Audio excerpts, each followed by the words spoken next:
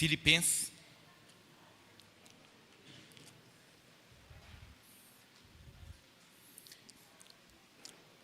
A irmã Sueli, irmão Edson, as irmãs, irmão Sebastião, as irmãs estão nos visitando ali. Aleluias.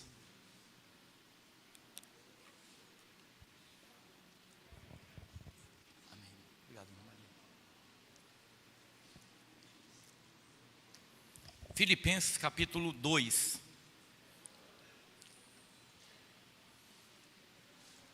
Desculpe, Filipenses capítulo 1. A última vez que eu preguei, domingo retrasado, eu preguei sobre Atos 16, que fala sobre a igreja dos Filipenses, como que Paulo foi enviado para aquela região da Macedônia, que seria ali na região da Grécia, ele hoje, numa visão, ele teve uma visão onde um varão pedia para que ele passasse pela Macedônia. Eles tinham plano de ir para outros lugares, mas não conseguiu ir para aqueles lugares, porque a Bíblia diz que o Espírito Santo os impediu de ir para determinados lugares. Eles foram então para a Macedônia e foram para uma cidade chamada Filipe, a cidade dos Filipenses, e lá vai ser fundada a igreja. Quando ele chega naquela cidade, ele vai no lugar de oração, diz a palavra de Deus, e eles vão pregar a palavra.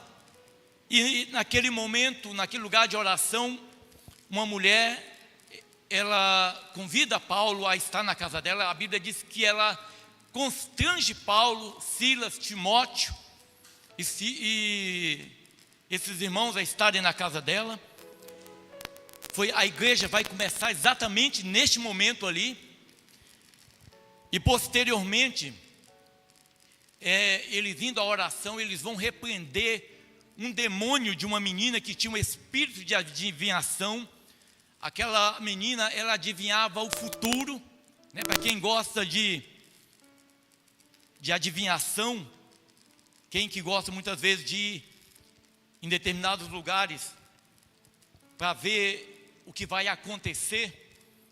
Tem gente que gosta, tem crente que gosta disso. Eles vão nas igrejas, se isso vai dar certo ou não. Às vezes as pessoas não têm o conhecimento da palavra e muitas vezes estão indo consultar a demônios.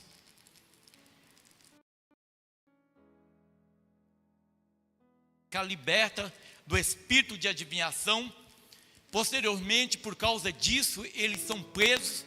Ele vai para a prisão, e na prisão, antes de ir para a prisão, eles vão ser açoitados, eles vão apanhar, porque eles foram denunciados pelos senhores daquela menina, e aquelas meninas davam lucro, era uma maneira daqueles homens, dos senhores dela ganhar dinheiro, porque elas adivinhavam, e como muita gente gosta de adivinhação, eles ganhavam dinheiro. A partir do momento que o demônio sai daquela menina, os senhores denunciam eles para os magistrados, eles são penalizados, eles levam uma surra, são jogados no cárcere, e a Bíblia diz que à meia-noite, eles oravam e louvavam ao Senhor. E a Bíblia diz que naquele momento um terremoto acontece. O carcereiro, quando ele observa que as portas dos cárceres estão abertas, ele tenta se matar, porque ele imaginou que aquelas pessoas tinham fugido. E sabendo eles que quando alguém fugia, quando o carcereiro tinha alguém sob guarda dele, e aquela pessoa fugia, aquele carcereiro iria pagar com a mesma penalidade do fugitivo. E certamente naquele lugar havia pessoas que eram condenadas à pena capital, à pena de morte. Mas quando ele pega a espada para se matar, Paulo diz: não faça isso, porque todos nós estamos aqui. E talvez pelo testemunho, pela conduta de Paulo, pela conduta de Timóteo, pela conduta de Silas, aquele homem se converte juntamente com a família dele, e a família dele se batiza. E ali vai começar a igreja dos Filipenses. Essa igreja foi uma igreja muito abençoada. Irmãos, essa igreja era uma igreja pobre, uma igreja financeiramente pobre. Não era uma igreja, talvez a nossa ainda seria até bonita, mas não tinha uma igreja com aqueles estofados, aquelas poltronas, com jogo de luzes. Logicamente que isso que nunca vai ter aqui, com aquelas mocinhas dançando. Não tinha nada disso. A igreja de Corinto talvez tinha tudo isso, e muito pecado dentro também. Mas a igreja dos Filipenses não, era uma igreja pobre, mas uma igreja que Paulo amava muito. Paulo tinha um grande amor por essa igreja. Essa igreja sempre ajudou Paulo, irmãos. Uma igreja que sempre esteve com Paulo. E é interessante quando nós olhamos a palavra, porque quando Paulo escreve essa carta aqui, talvez já tivesse passado provavelmente 30 anos que o Senhor Jesus tinha padecido. Foi por volta de 60 depois de Cristo que Paulo vai escrever essa carta. Ele, antes dele escrever essa carta, ele ficou 2 anos preso em Cesareia. E depois de 2 anos, ele pede, como ele tinha cidadania romana, ele era um judeu, mas como ele tinha cidadania romana, ele pediu para ser julgado por Roma. Então ele foi levado para Roma, ele ficou em prisão domiciliar, aguardando as autoridades para julgá-lo. Nesse período aqui, essa igreja amorosa, a igreja dos Filipenses, eles vão mandar uma oferta para Paulo, porque eles sempre contribuíram, eles sempre ajudaram Paulo. E eles mandam uma oferta através de um homem chamado Epafrodito. Esse é um membro da igreja dos Filipenses que vai levar uma carta para Paulo, juntamente com a oferta. A Bíblia diz, irmãos, que esse homem, ao chegar lá, ele fica muito doente, muito aflito, muito enfermo, melhor dizendo. E os irmãos da igreja dos Filipenses, como aquela época não era como hoje, porque hoje nós temos o WhatsApp, temos um telefone, há inúmeras maneiras de falar com os irmãos, mas naquela época não era possível isso. E uma viagem de Roma até Filipos demorava mais ou menos 20 dias, ida e volta era 40 dias, era uma viagem longa. E logicamente que ele não tinha notícia de Epafrodito, mas Epafrodito melhora, e Paulo vai escrever uma carta para aqueles irmãos, para os irmãos da igreja dos Filipenses. Eu quero que os irmãos observem o que Paulo vai tratar com essa igreja. Irmãos, que diante do Senhor, que nós verdadeiramente sejamos uma igreja como essa aqui, uma igreja bondosa, uma igreja misericordiosa, uma igreja que tem um coração aplicado no Senhor. Filipenses capítulo 1. Paulo e Timóteo, servo de Jesus Cristo, a todos os santos em Cristo Jesus, que estão em Filipos, com os bispos e diáconos, graça a vós e paz da parte de Deus nosso Pai e da do Senhor Jesus Cristo. Assim começa a carta de Paulo, lembrando, irmão, que eles estão presos, ele está em cadeia, prisão domiciliar, aguardando o resultado de um julgamento, onde ele poderia ser condenado naquele momento, ele poderia ser condenado inclusive à morte, ou ele poderia ser colocado em liberdade. Ele era um apóstolo. Quando a gente olha outras cartas, ele se apresenta como apóstolo, não da parte de homens, mas da parte do Senhor Jesus. Mas agora, para esses irmãos da igreja de Filipenses, ele começa a carta de uma maneira diferente. Ele diz, Paulo e Timóteo. Só lembrando, irmão, que quem está escrevendo essa carta é Paulo, só ele. Timóteo não está escrevendo essa carta junto com ele, mas ele coloca o nome de Timóteo, desse homem valoroso, desse servo do Senhor. Ele diz assim: Paulo e Timóteo, servos de Jesus Cristo.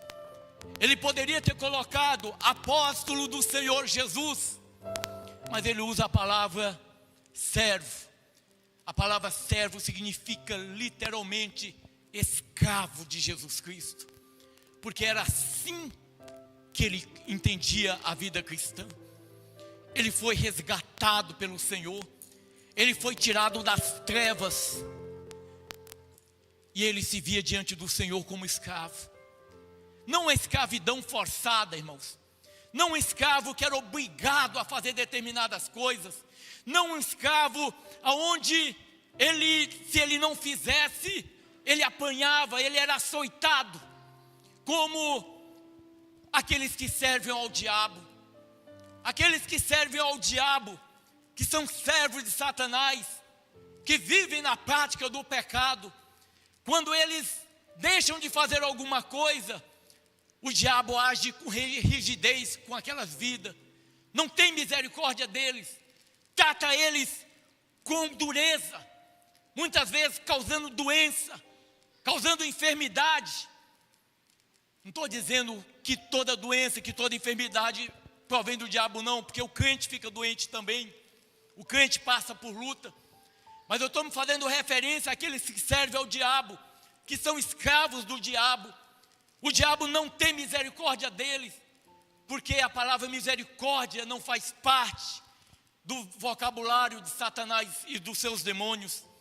Mas Paulo está dizendo aqui, servo de Jesus Cristo, um homem que foi liberto por Deus, a quem o Senhor abriu a visão, a quem o Senhor tirou toda a cegueira, e agora ele compreende verdadeiramente quem é Jesus, o que representou Jesus na vida dele.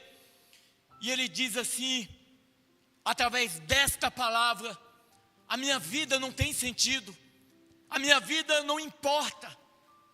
Eu nasci, eu fui resgatado, eu fui escolhido pelo Senhor para servi-lo.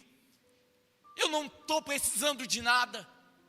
Às vezes falta comida, às vezes falta saúde, às vezes falta o alimento, falta a água, mas isso é secundário, isso não é importante. O desejo do meu coração é fazer a vontade do Senhor Jesus. Eu quero fazer a vontade dEle. Eu não estou preocupado com as coisas desse mundo, eu não estou preocupado com nada.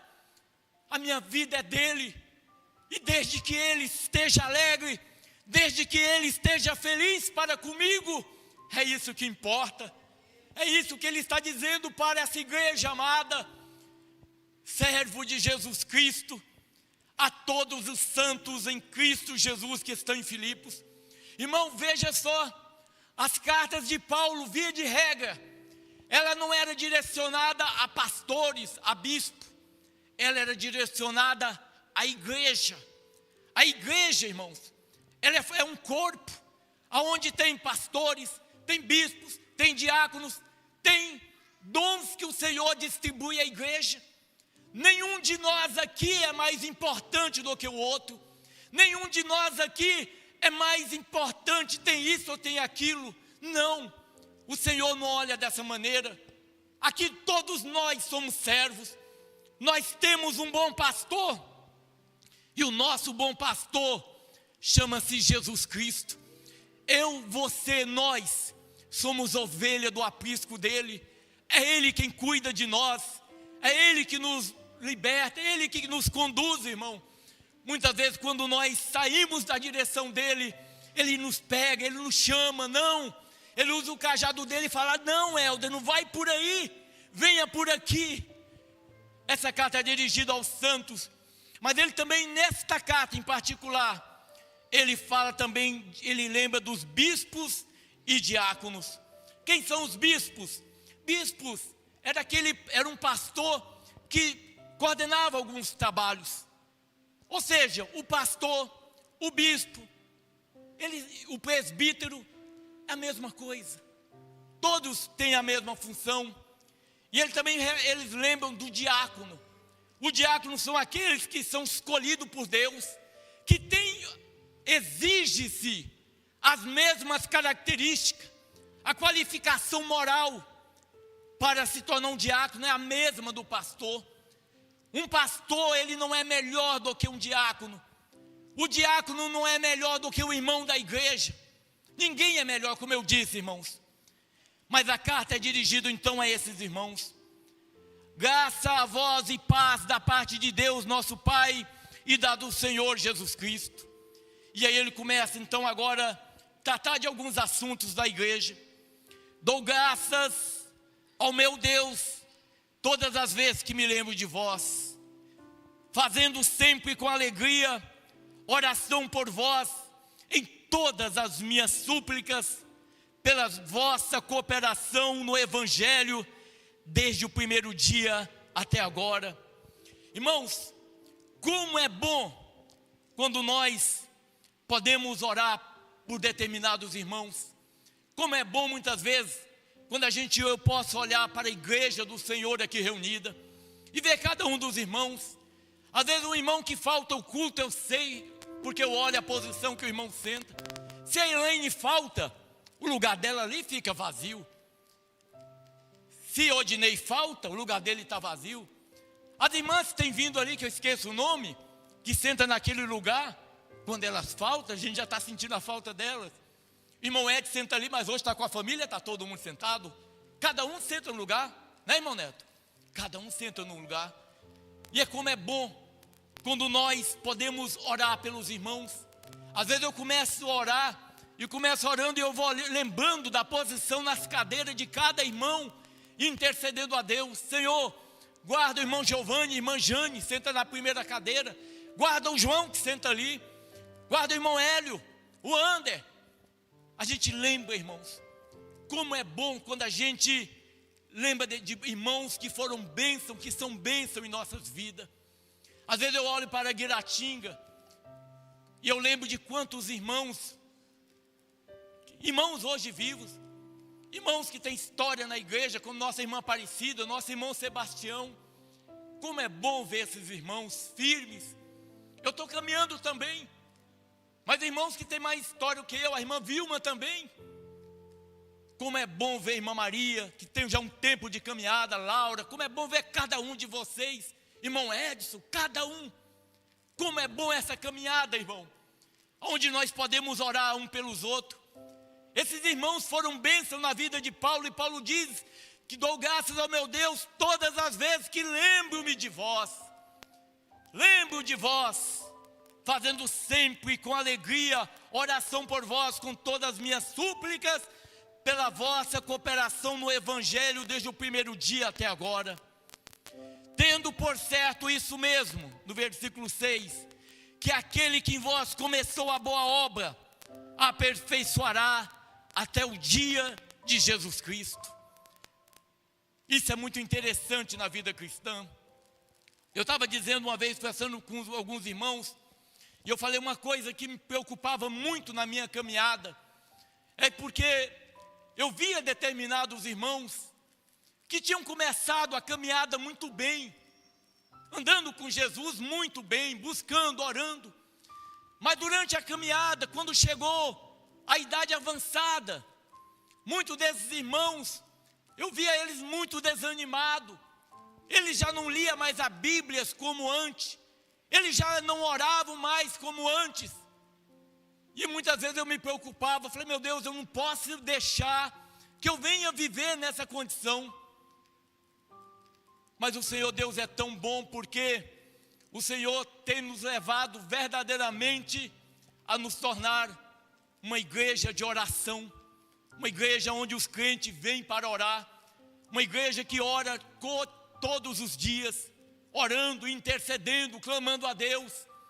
Como é bom muitas vezes, quando eu levanto de manhã e olho no meu celular, e eu estou vendo mensagens de irmãos que levantaram para orar, irmãos que estão orando, irmãos que estão buscando a Deus. É por isso que nós como igreja, irmãos, nós vamos muito bem. Talvez, e eu espero, que diante do Senhor nós sejamos como a igreja de Filipenses, uma igreja onde certamente agradava o coração de Deus. No versículo 6, tendo por certo isso mesmo, que aquele que em vós começou a boa obra, aperfeiçoará até o dia de Jesus Cristo. A boa obra foi começada na minha vida, na tua vida, mas irmãos, nós temos que esforçar, por quê? Porque senão, irmão, se nós não esforçarmos, se nós não congregarmos, se nós deixarmos de buscar o Senhor, é natural que nós iremos desanimar, nós iremos deixar apagar a chama. Agora, se eu permaneço na presença do Senhor todos os dias, irmãos, como diz aqui, aquele que começou a boa obra na minha vida, na tua vida, Ele é fiel e justo para concluir essa boa obra. Se você hoje começou na obra do Senhor de uma determinada maneira, vai chegando ao momento que você vai crescendo, Deus vai te dando revelação da palavra, você vai tendo entendimento da palavra de Deus, você vai crescendo e Deus vai te usando, irmão, e Deus vai operando na tua vida, porque é isso que acontece quando nós buscamos ao Senhor. No versículo 8 ele diz também algo interessante, olha na tua Bíblia: porque Deus me é testemunha da saudade de que todos vós tenham em entranhável afeição por Jesus Cristo.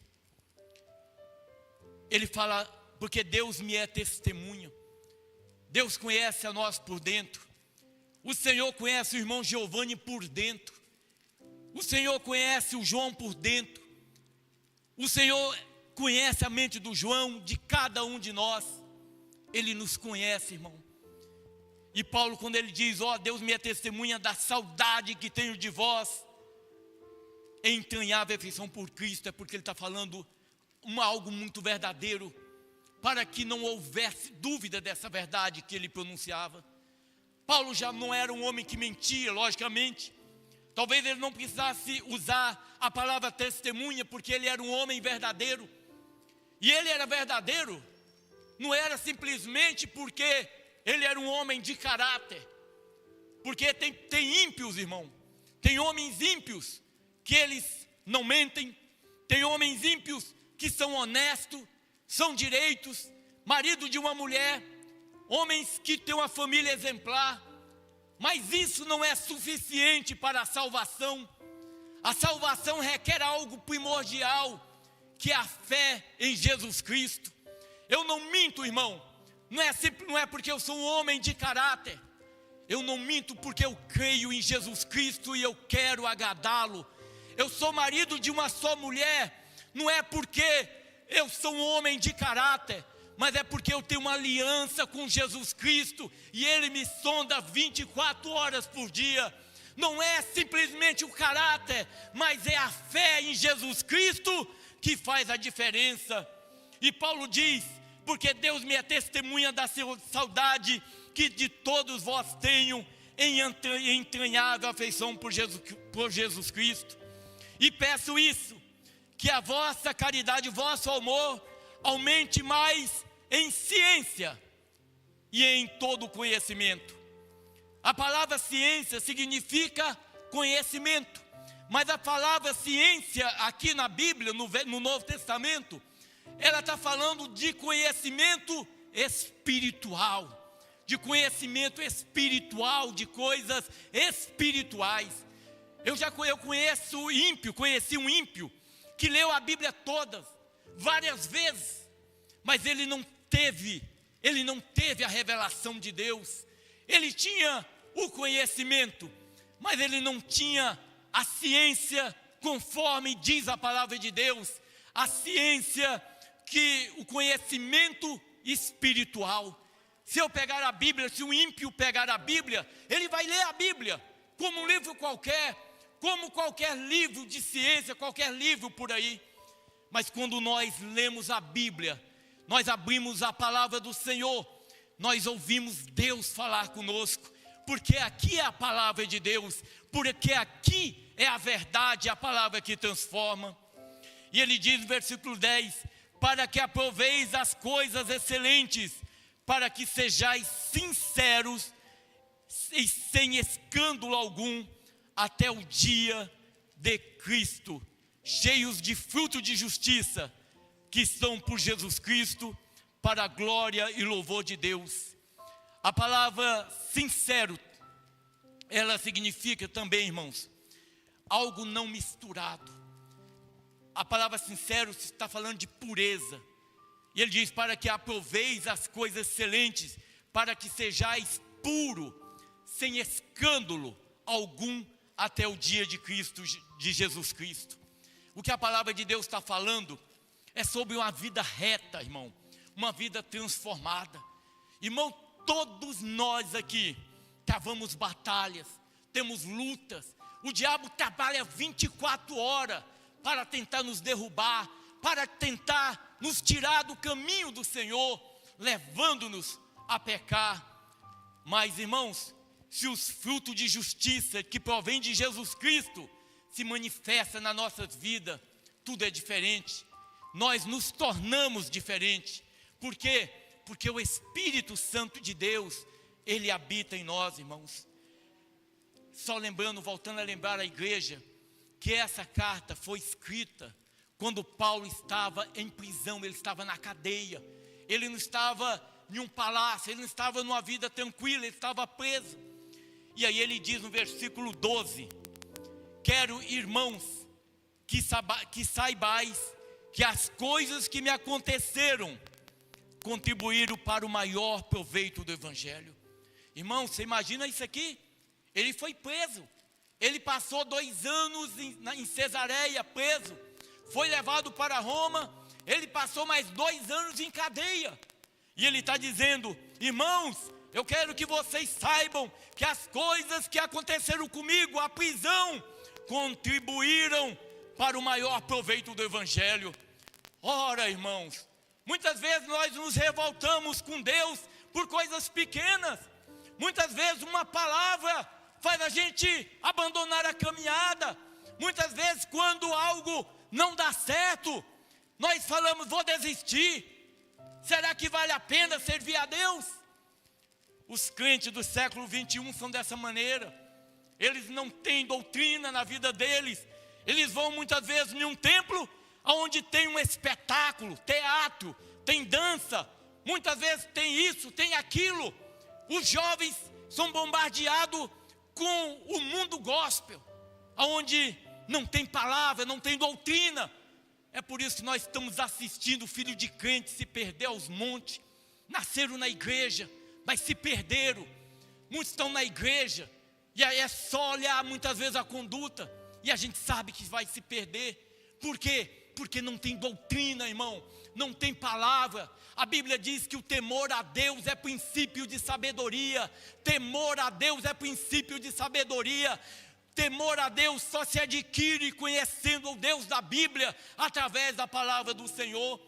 Quem tem o Espírito Santo não se abala. Eu falava para a nossa irmã Elaine, a Elaine deveria ser a pessoa mais indignada aqui, mais indignada, tem buscado ao Senhor. Ela é milagre de Deus, ela está viva, ela é um milagre de Deus. Mas a doença dela não foi, o Senhor não quis curá-la até agora. Ela poderia revoltar contra Deus. Mas a cada dia que a gente vê a Elaine crescer, pregando a palavra, anunciando o Evangelho, anunciando para outro: busca o Senhor Jesus, receba Jesus. Irmãos, as lutas, irmãos, nos aproximam de Deus. As lutas nos aproximam de Deus. Não reclama de nada. Está passando por luta, glória a Deus. Está passando por adversidade, glória a Deus. Senhor, tu sabes. Se você é reto diante do Senhor, se você tem vida santa diante de Deus, está passando por luta, Deus sabe. Paulo estava preso, irmão. Ele poderia se indignar, poderia questionar a Deus: mas Deus, eu te sirvo, e agora eu estou aqui preso. Que negócio é esse? Minha vida antes era boa, agora eu estou aqui sofrendo. Mas não, irmãos, ele diz: as coisas que me aconteceram contribuíram para maior proveito do Evangelho. Irmãos, quando ele diz que ele é servo, que ele é escravo do Senhor Jesus, ele tem em mente que o nome do Senhor Jesus seja engrandecido, somente o nome dele seja engrandecido. A minha vida não interessa. Então ele olha para a prisão, é uma oportunidade para evangelizar, era uma oportunidade para pregar a palavra de Deus, e foi isso que aconteceu. Olha o que diz o versículo 13: de maneira que as minhas prisões em Cristo foram manifestas por toda a guarda pretoriana e por todos os demais lugares.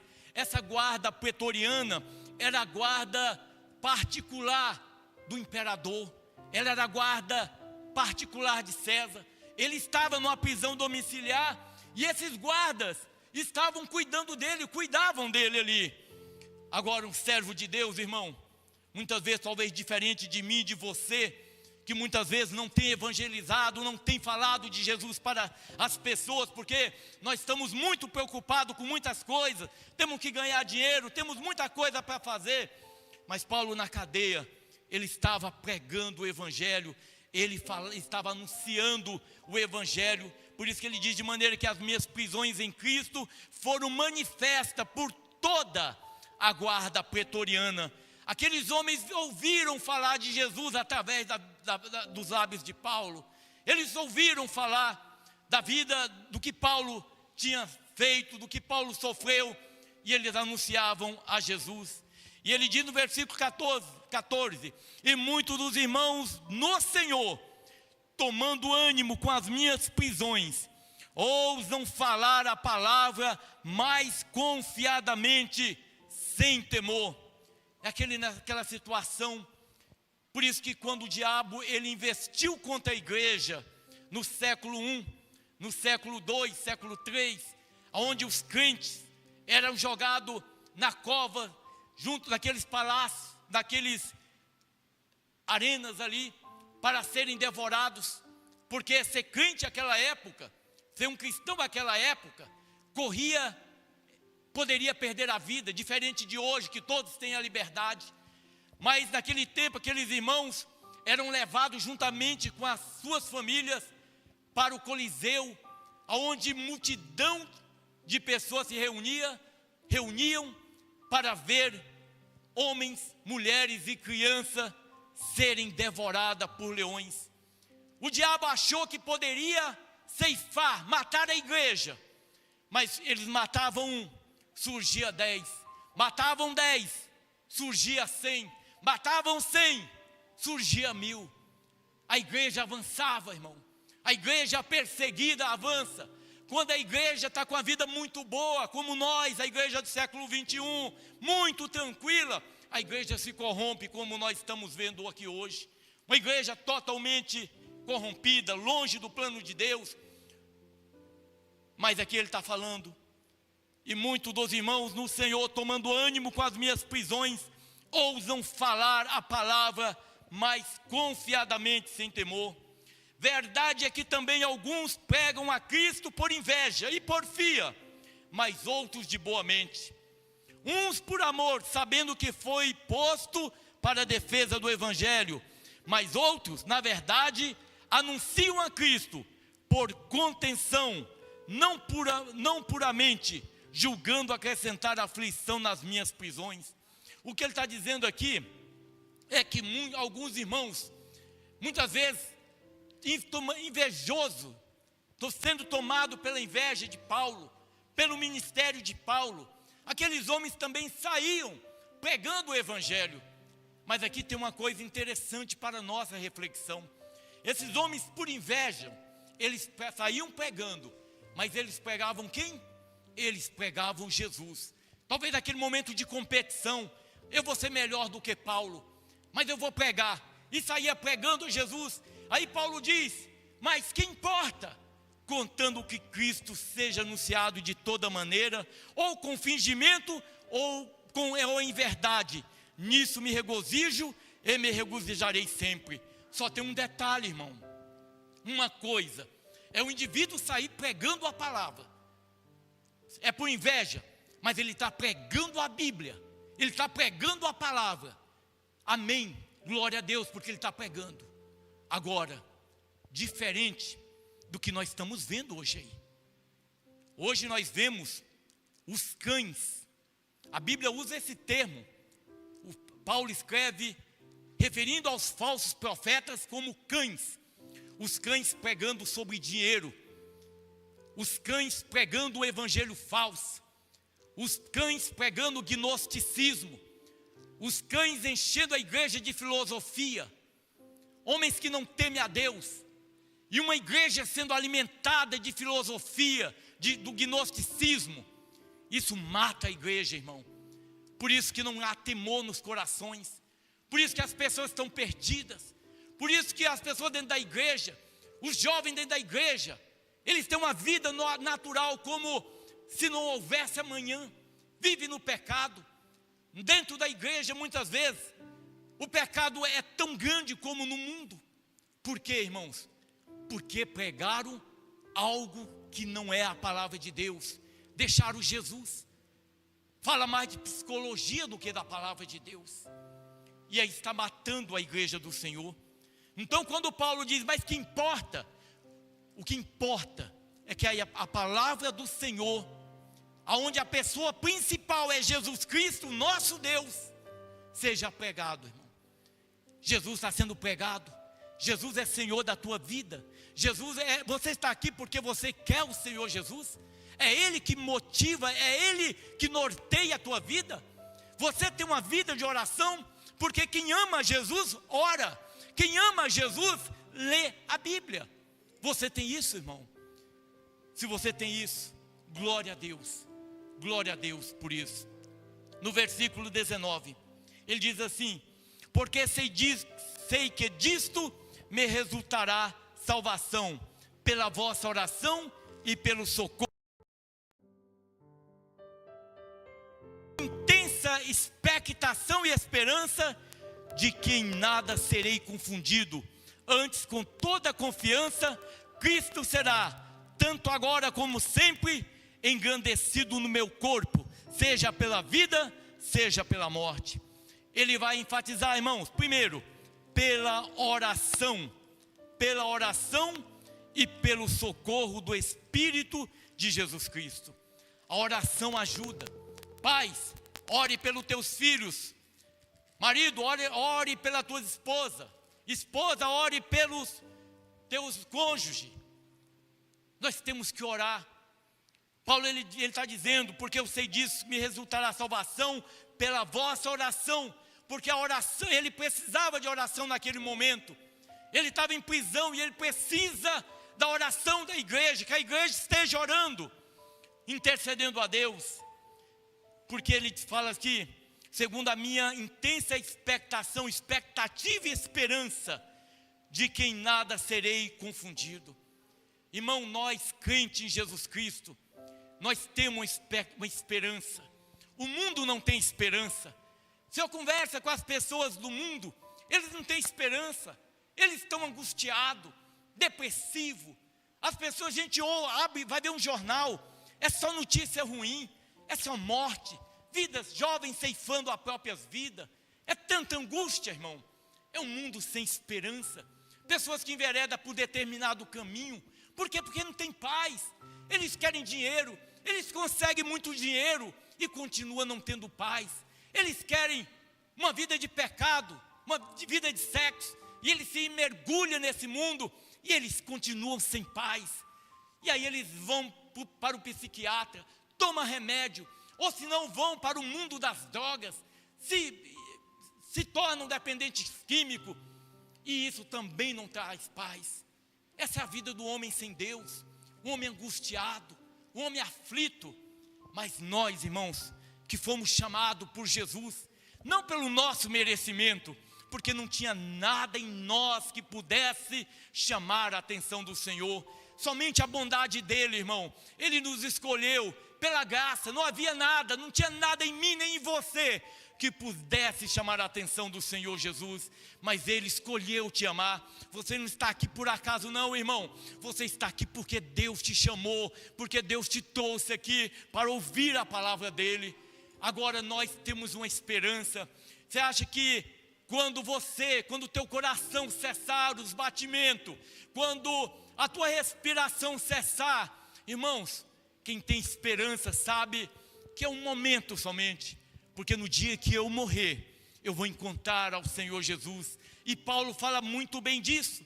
No versículo 21 ele diz: porque para mim o viver é Cristo, o morrer é ganho. Ou eu vivo para Cristo, eu tenho vida, eu vou viver para Cristo. A razão do meu viver é Jesus, Ele é a razão do meu viver. Então eu vivo para Jesus, eu quero fazer a vontade do Senhor Jesus. Mas ele diz também assim: e o morrer é ganho. Olha só, irmãos, é que um dia eu falei para a igreja, quando nós estamos em Jesus, quando nós temos comunhão plena com o Senhor Jesus, nós não tememos a morte. O homem que está buscando ao Senhor Jesus, que tem vida com o Senhor Jesus, ele não teme a morte, porque a morte, irmão, é a porta que vai permitir que ele vá encontrar o Senhor Jesus, que ele vá para os braços do nosso Deus, ele vai viver em plena comunhão com o Senhor. E Paulo tinha muito bem isso em mente. Ele diz no versículo 22, mas se o viver na carne me der fruto da minha obra, não sei então o que devo escolher. Ele começa agora a ter uma visão diferente. Ele fala: olha, para mim o morrer é ganho, mas se for necessário que eu viva para que, em prol da obra, se for necessário, se o meu viver em prol da obra é útil, então eu vivo, não tem problema. Mas, de ambos os lados, estou em aperto, tendo o desejo de partir e estar com Cristo, porque isso é ainda muito melhor. É isso que eu digo para a igreja, irmãos. Nós temos que viver essa dependência do Senhor.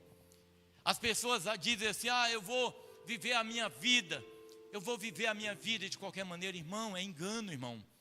É engano. As pessoas vão morrer. Irmãos, se eu morrer sem Cristo Jesus, assim como 2 mais 2 é 4, assim como essa luz está brilhando aqui, alumiando esse salão aqui, irmãos, se você morrer sem Jesus, irmão, você vai para o inferno. A Bíblia diz isso, a palavra de Deus diz isso, irmão. Agora eu não tenho que preocupar com o inferno, não. Eu tenho que preocupar em ter uma vida com Jesus. Eu não preocupo com o inferno. Eu preocupo, e eu acredito que grande parte da igreja preocupa em fazer a vontade do Senhor Jesus. Eu quero andar com Jesus. Muitas vezes eu tenho sido pretensioso na minha oração, e muitas vezes eu falo para o Senhor Jesus: Senhor Jesus, eu queria andar contigo, como Enoque andou com o Senhor. Senhor, às vezes é muita pretensão minha pedir isso para o Senhor, porque Enoque, irmão, era um homem perfeito diante de Deus. Quando a Bíblia diz que ele andava com Deus, ele tinha plena comunhão com o Senhor, vida de santidade, vida de retidão, vida transformada. Irmãos, mas eu peço ao Senhor: Senhor, eu quero andar contigo, eu quero te conhecer, Pai, mais e mais, eu quero poder contemplar a tua face, Senhor.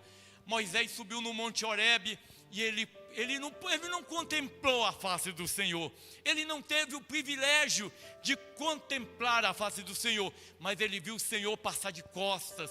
Mas quando ele viu o Senhor, a Bíblia diz que o semblante dele resplandecia. Quando ele desce do Monte Horebe, o rosto dele está resplandecendo da glória do Senhor. Quando nós, irmãos, entramos na presença de Deus, é notório na tua vida a transformação que o Senhor produz. Hoje, uma irmã me ligando para mim e falou assim: pastor, fulano de tal, um irmão aqui da igreja, olha, a vida dele é diferente, a vida dele hoje é transformada. Eu conheci, eu sei que ele é um homem diferente hoje, é notório. Irmãos, é dessa maneira que as pessoas nos olham. Eles olham para nós e ele fala: olha, o Mateus é diferente, ele era dessa maneira, mas ele está diferente. Por quê, irmão? Porque ele esteve na presença do Senhor, ele contemplou a presença do Senhor, e agora o rosto dele resplandece da presença de Deus. Aleluia, Senhor, glória a Deus. Mas ele diz no versículo 24, mas julgo mais necessário. Olha o que ele diz para essa igreja, irmão. Mas julgo mais necessário, por amor de vós, ó Filipenses, ficar na carne. Por amor de vocês, eu vou ficar na carne, porque ainda tinha obra a ser feita. Paulo amava essa igreja, irmão. E tendo essa confiança, sei que ficarei e permanecerei com todos vós, para proveito vosso e gozo da fé, para que a vossa glória aumente por mim em Cristo Jesus, pela minha nova ida a vós. Aleluia.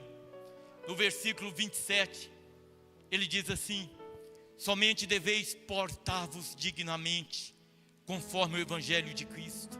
Ele está falando para a igreja do Filipenses: porte dignamente, conforme o Evangelho de Cristo, para que, quer vá e vos veja, quer esteja ausente, ouça acerca de vós, que estáis no mesmo espírito, combatendo juntamente com o mesmo ânimo, pela fé do Evangelho. Irmãos, é isso que ele fala para a igreja. Igreja, templo de oração. A gente chama o templo de oração para não ter que falar o nome de todos os irmãos aqui, porque a igreja não é templo de oração. A igreja é Edson, a igreja é Sueli, a igreja é Sebastião. Agora você imaginou se eu fosse colocar o nome de todos os irmãos na frente da igreja? Ficaria complicado, né, irmão Hélio? Então coloca o nome templo de oração. Mas o nome de templo de oração não é o nome da igreja. A igreja é você, a igreja sou eu, nós somos a igreja do Senhor. E ele diz para nós portarmos dignamente, conforme o Evangelho de Cristo, para que, quer vá e vos veja, quer esteja ausente, ouça acerca de vós que estáis no mesmo espírito, combatendo juntamente com o mesmo ânimo, pela fé do Evangelho. Todos nós unidos, irmão, todos nós com o mesmo propósito, todos nós orando, buscando a Deus, com a vida no altar, uma vida diante do Senhor. Esse é o objetivo nosso, não olhando para as coisas desse mundo. Nada pode nos tirar do alvo, irmão, nada pode nos tirar do alvo. Por isso que eu sempre digo, ainda que muitas vezes eu tenha determinados posicionamentos, e o irmão tem outro, nós como igreja, nós não temos partido, nós não temos candidato político de estimação. A igreja tem Jesus Cristo, irmãos, e no nome de Jesus, nunca, irmão, nós vamos deixar, eu nunca vou permitir que nós venhamos sair fora da direção. As minhas convicções ficam na minha casa, as convicções tua na tua casa. Nós temos nosso pensamento, mas a igreja do Senhor Jesus, ela não tem posicionamento, nada vai nos separar. Nós temos o objetivo pregar a palavra de Deus, anunciar o Senhor Jesus. Esse é o nosso foco, batalhar pelo Evangelho, batalhar pelos valores, pela palavra de Deus, o que a Bíblia diz. Nós somos seguidores da palavra, nós somos seguidores de Jesus, irmão, com a vida no altar, buscando em Deus uma transformação. Muitas vezes tem coisas que eu olho para dentro de mim e eu falo, isso não é bom. O Senhor mostra, isso aqui não é bom. E eu vou orar, Senhor, me ajuda, Senhor, para que eu possa andar em santidade. Eu não quero perder o melhor de Ti na minha vida. Eu não quero perder a comunhão que eu tenho para contigo. Me ajuda, Senhor, me ajuda, Senhor. Eu sei que Deus tem cuidado, irmão, não somente de mim, mas de muitos dos irmãos. Eu posso ver muitos irmãos crescendo na palavra, mas eu vou dizer uma coisa para a igreja: muitos irmãos estão negligenciando na oração, irmão. Estão negligenciando na oração. É muito importante que nós oremos como igreja, irmão. Por isso nós nos reunimos no templo para orar, para buscar a Deus. É muito importante. E muitos irmãos estão negligenciando. Quando nós negligenciamos na oração, o diabo ele bate, o diabo ele vem com fúria. Eu sempre conto uma historinha. Certa vez eu estava sentado no sofá de casa e eu estava assistindo um programa, e são uns 10, 15 anos, mostrando um programa de animais, e havia um rebanho de búfalos, e havia vários leões ali. De tempo em tempo, um daqueles leões, eles avançavam sobre o rebanho, e o rebanho retrocedia, mas estavam todos unidos. Aí o leão vinha e deitava. chega um determinado momento que aqueles leões, eles avançam sobre aqueles búfalos. E algum daqueles búfalos, ele sai do meio da manada. E quando ele sai do meio da manada, os leões vão lá e pega ele e mata. Pega aquele bicho. E eles vão para tentar matar. E aí, naquele momento eu falei, isto é igreja. Isto é igreja. Aqueles que muitas vezes o diabo ele investe sobre a igreja, é aqueles irmãos que saem fora. Esses aí que Satanás vai investir. Por quê? Porque eles estão fora da igreja. Porque eles deixaram de ser igreja. E o diabo ataca. Mas é interessante, porque naquele momento que eles vão atacar aquele animal, os outros animais, junto, a igreja. Porque uma coisa é o Helder, uma coisa é Marilza, uma coisa é Emiliano, separado. O diabo, quando ele olha para o Helder, fala, o Helder não é nada. E de fato o Helder não é nada. Mas quando ele olha, e ele olha para o Helder como igreja, ele fala, contra a igreja eu não posso. Contra a igreja eu não posso. Da mesma forma. Por isso nós não devemos perder o foco. Não devemos deixar de servir ao Senhor. Não devemos deixar de orar. Se não fosse importante que congreguemos, irmãos, para ouvir a palavra, para ouvir a doutrina, certamente eu não falaria para a igreja. Mas eu estou dizendo que é necessário. Eu tenho mais ou menos uns 30 anos de caminhada. Sei como é importante congregar. Sei como é importante estar na presença do Senhor.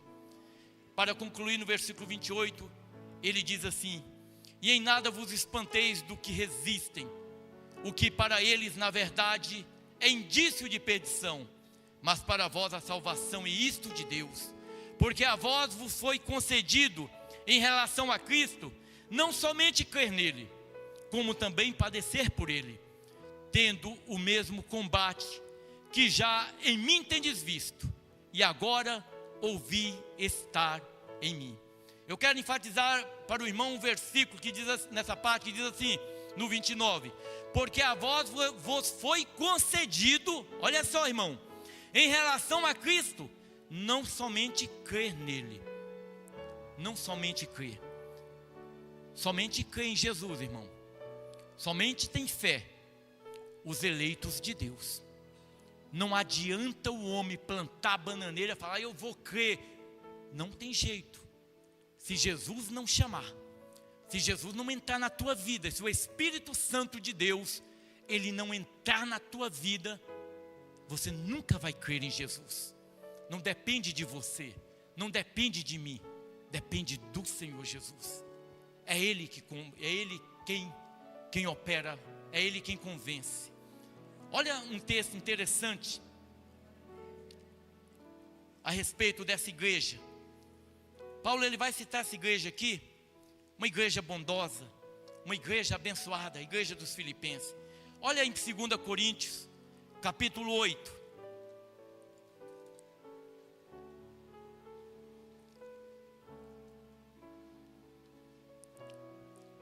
Olha o que ele diz a respeito dessa igreja.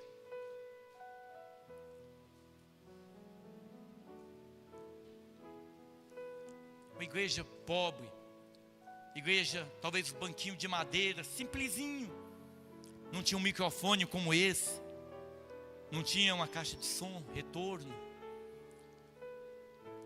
Mas olha essa igreja, também 2 Coríntios capítulo 8, também irmãos, vos fazemos conhecer a graça de Deus dada às igrejas da Macedônia.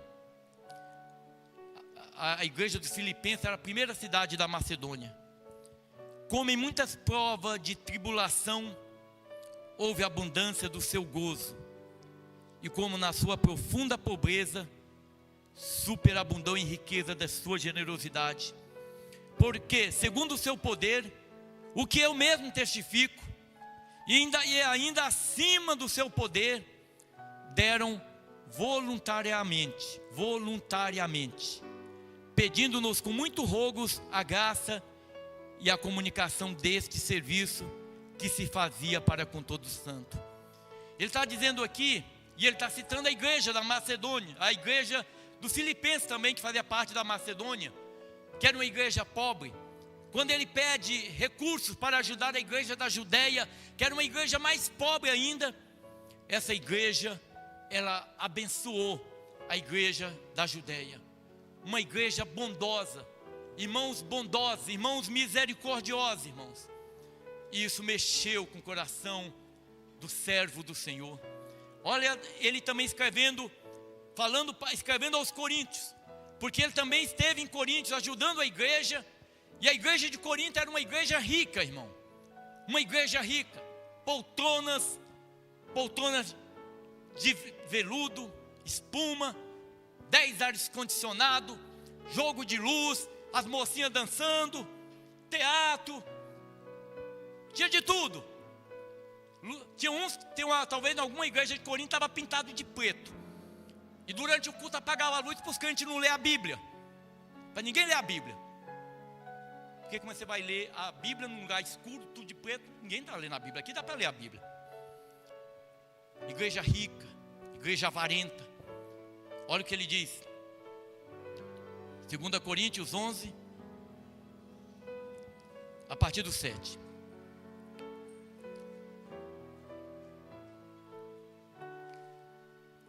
Segunda Coríntios 11, capítulo 11, a partir do versículo 7. Pequei porventura, humilhando-me a mim mesmo, para que vós fostes exaltados, porque de graça vos anunciei o Evangelho de Deus? Outras igrejas despojei eu para vos servir. Olha, outras igrejas despojei eu para vos servir, recebendo delas salário. E quando estava presente convosco e tinha necessidade, a ninguém fui pesado. Ele está escrevendo para a igreja de Corinto. Eu estive evangelizando, eu estive aí ajudando o trabalho, pregando a palavra de Deus. E quando tinha necessidade, não fui pesado a nenhum de vocês, eu não dependi de vocês. Por quê, Paulo? Porque os irmãos que vieram da Macedônia supriram a minha necessidade, e em tudo me guardei de vos ser pesado, e ainda me guardarei. O tamanho do templo vai mexer com o coração de Deus? Um templo faraônico vai mexer com o coração de Deus, irmão? Não, irmão, não mexe não. A teologia que ele tem, doutor em teologia, doutor em divindade, PhD não sei lá em quê. Não, irmão, isso não é nada. Isso não é nada. Se eu fosse colocar um critério para ver a grandeza de um homem, de uma mulher de Deus, eu gostaria de saber, de ver o quanto tempo ele passa na presença do Senhor em oração. Quanto tempo você passa na presença de Deus em oração? Se você não tem o hábito de orar, começa com 1 minuto. 1 minuto, marca no teu relógio, ajoelha, marca 1 minuto e começa a orar. Eu vou orar 1 minuto que seja, mas ora todo dia. Na semana seguinte 1 minuto não vai ser suficiente, você vai querer orar 5 minutos. Na outra semana 5 minutos já não está dando mais, você quer 10 minutos, porque o Senhor vai colocando tanta gente para você orar, e você vai intercedendo, você vai clamando, orando por um pelo outro.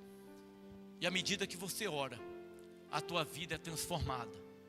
Deus vai mudando a tua vida, Deus vai te restaurando, Deus vai te purificando. Amém? Essa é uma igreja muito abençoada. Glória a Deus. Que o Senhor possa olhar para nós e ver em